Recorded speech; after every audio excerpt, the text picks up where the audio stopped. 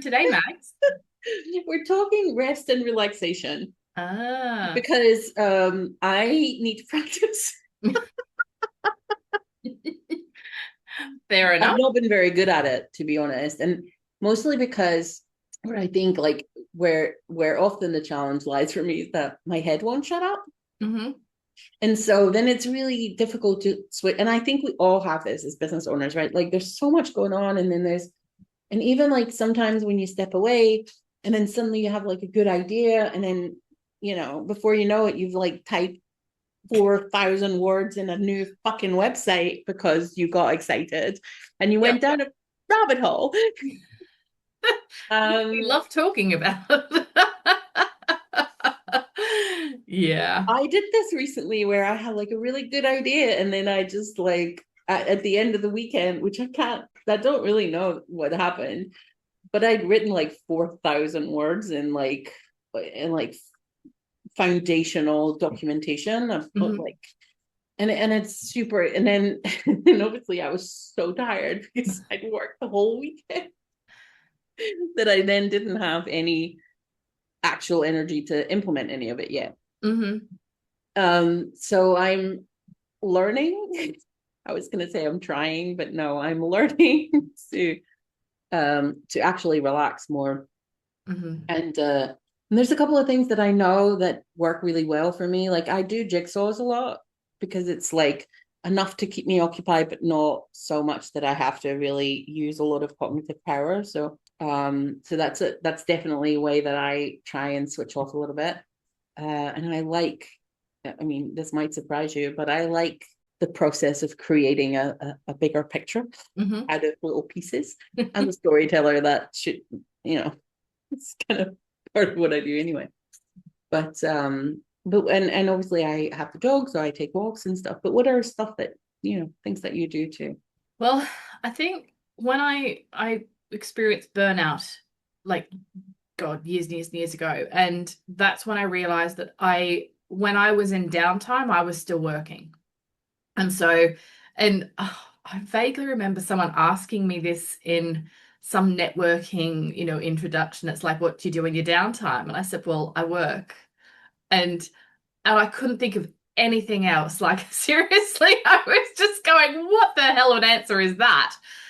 But I do enjoy work. And that was also the problem was when I was enjoying it, I would do a lot more of it. But the problem was I didn't have an off switch. So, Um, and I would watch TV shows whilst I was working because I oh, didn't I count. always do, I always do this. Yeah. I have, and I think this is a thing as well. Like when we're in that space, like we're just constantly sort of distracting ourselves and providing input and noise and da da da da da.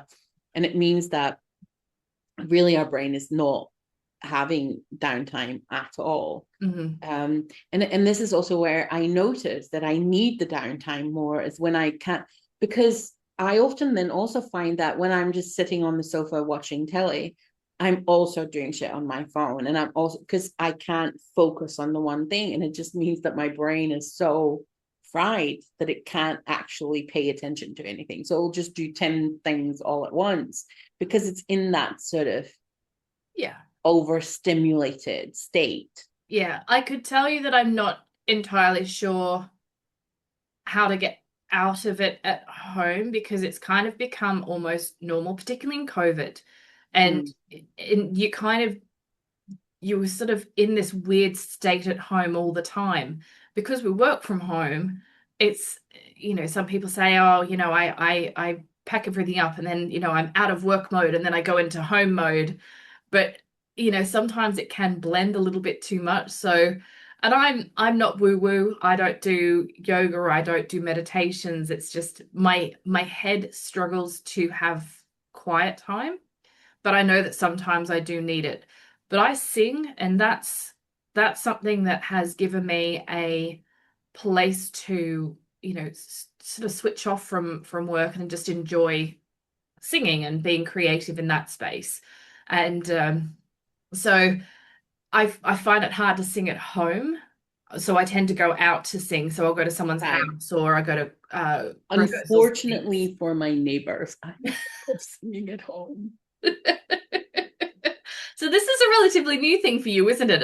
As part of your Well, hobby, it's I not. I guess. mean, it's a very old thing actually, but I stopped singing for years and years and years. Yes. So I'm rediscovering it and being super frustrated that apparently when you don't use your voice for over a decade, it loses some of its ability. Yeah, that's the practice thing that I you kind know, of it's work bloody on. ridiculous. But yeah, and I find that having I'll actively stop working now. So I would work all day. So I was sort of almost on corporate hours in a business, my own business. And I find that I give myself permission to actually have a break during the day. So I might not work until 10 o'clock or 11 o'clock because I'll go out and have a coffee or something. Mhm. Or like today, I went out and went to a business meeting. It was great. And so I really actively tried to put in things into my day that would allow me to almost give myself permission to stop what I was doing and go do something else. And I I think think that took me a long time to work out how to do. it was one of the first things that I realized when I started my own business is that we don't actually work 8 hours a day. Because I was like, no, I have to be at my desk at 9 and then work until like, 5 or half past 5. Because obviously I don't pay myself for a lunch break, just the way that an employer wouldn't. Now, but it's and it doesn't work that way. And we don't like when now that I'm back in the office as well, like because I have my job and my business, it like nobody in that office works 8 hours a day. It's impossible. We can't do it. We're having chit chats. We're walking to get a coffee, and then we meet a coworker, and Yeah. and we have a chat. That's the normal thing to do. But when we're in our own house, somehow that becomes harder. So that was one of the first things I learned. But also what I really struggled with for a long time, and in part because I monetized a lot of the skills that I developed in hobbies. So suddenly my hobbies were now work. Mm. And sometimes as well, like you'll do something and you think it's like completely separated from your work. And then suddenly that gives you an idea about your work. And you're like, shit, Yeah. now I'm working again. I wasn't supposed to work. Yeah. I get very inspired when I have downtime, but it also then sparks the work ideas. And then, suddenly I'm in this loop of doom because I've taken time off to have a rest. And then my brain goes, aha. We have space to think of things. I know, it's so And annoying and sometimes. sometimes you can't stop it. So it's like, right, pen, recording, what am I doing? This is one of the reasons that and I know that Tony frowns upon me working during my Mhm. during my holidays, but in part I do this because like I cannot come back to an inbox that has exploded because it just I'll have hundreds and hundreds of emails. I don't really want that. So I'll try and stay on top of my email a little bit while I'm away from work. But also I give myself that moment to just record some of the ideas I have. Yeah, like and it's work stuff, but at the same time, I'm like, if I find a place to put it, Mhm. an hour over coffee in the morning, I'll just quickly go through my emails. I won't answer emails, but at least I will just sort them into. I don't like all the newsletters. I can just like I don't read them during my holiday. I'm not going to read them after because I won't have the time because new ones are coming in, right? Yeah. Like, so those just go. And it just means that I only have emails that I actually have to answer at the end of my holiday. That helps. And also, it just gives me that moment in the morning where I can just go, like, okay, what are the ideas that I've had in the past sort of 24 hours? Let me just get those down on paper. And then I can go and relax again because I know that tomorrow I'll have another moment where I can write stuff down. I don't have to hold it all in my brain for the whole duration of my trip. And it just, to me, that's helpful to then create space where I can relax more outside of the time that um, that I Yeah. spend on my business during my Yeah. time to relax. Yeah. I wonder how for workaholics, how downtime plays into life, because I've seen people who just seem to go all the time, and they'll travel and then they'll come back and they'll land, and like 2 hours later they're in something else, and just their life is this continual rotation of I busy. think those people need to get some help. But I was in that space when I was working with the NGO that I suffered burnout from, because it just was this treadmill of, you just have to keep going, keep doing more. This is really important. We need to keep going.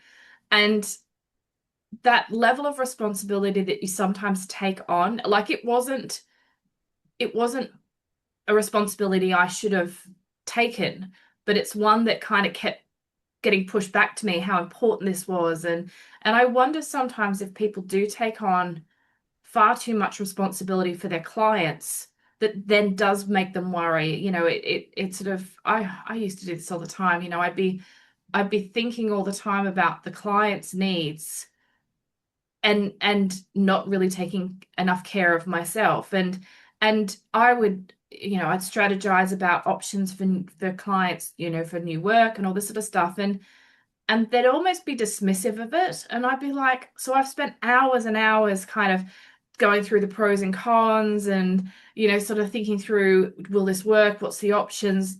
All of this sort of stuff. And it was just not even considered, a welcome thing from the clients. And I'm like, I would get tangled up in that sort of cycle of, because that's just the way my brain works, like curiosity, and I want to do well. And I found that some clients, I would do that a lot, and it would stress me out. With others, they didn't want that approach. They wanted something else, and they would openly say, this is what we want from you. I found that was much easier to sort of be able to step away from it at the end of the day and go, well, they've told me this is okay, to not, you know, to be able to walk away from it and not stress about it. But Well, yeah, it I used to think really frustrate me that I couldn't turn it off. well, and I think that and this is a process that I think both you and I have been going through in the last sort of year and a half, where we realize this is how I need, and it's boundaries, right? Like this is how I Mhm. need to boundary what I do, because I used to be in a place where I was like, well, I'm creating all these deliverables for people, and then I don't, and then they're not using it. I spent, I poured my soul into creating all this stuff for people, and then it just sits on their shelf, and that I find that very frustrating. And so I am I'm developing ways to work with people where I can give what I have to give, but I don't have to witness them not using it, because I know that that just hurts me, right? Like, and that's going to create stress, and it's going to reduce my joy in the work that I do. And Mhm. I think this is like, maybe even before we think about what do we do to rest or to recharge, is like, how do we prevent unnecessary energy leaks within our business? And I think that is such an important thing to look at. Like, even when I said, like, even when I'm away, I'll spend that hour a day, because I know it will prevent energy from leaking the rest of the day. So so that's so that it's a smart time investment on my part, right? And I think that this is something that we maybe as business owners don't look at a lot. Is like, where in my business am I losing energy, and how can I prevent that from happening? Does it mean I have to change how I approach the work? Does it mean I have to get a VA? Does it mean I have to, like, there's 100 ways that you might plug that hole. You have to find the places where you lose your energy, so that you don't need as much recharging. Mhm. Because it's not, you're not in a job. And even in a job, like, even if you're in a job, figure out where you're leaking energy and have a conversation with them about it, because your employer should also want you to not need to sleep off a migraine every weekend because you're exhausted.